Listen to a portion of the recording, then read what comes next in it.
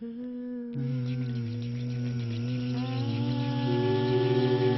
côté de chez Sam.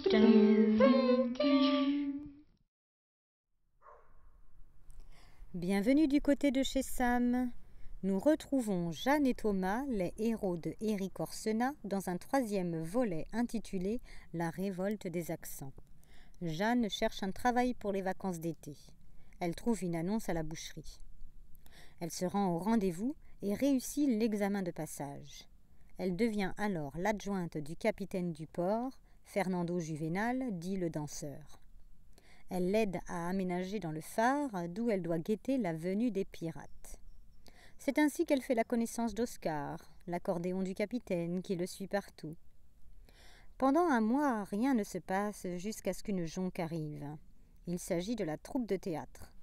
La pièce qu'elle joue plonge l'île dans le rêve, mais au matin, le charme est rompu par les braillements consternés de Madame Rigoberta, la marchande d'épices.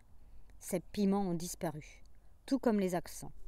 En effet, ces derniers avaient prévenu le maire qu'ils allaient faire la grève, mais Don Luis n'avait pas voulu prendre leurs menaces au sérieux.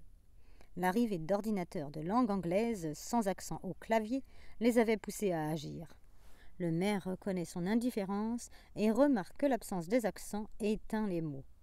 Il rassemble ses concitoyens afin de leur faire part de ce drame. Peu semblent concernés.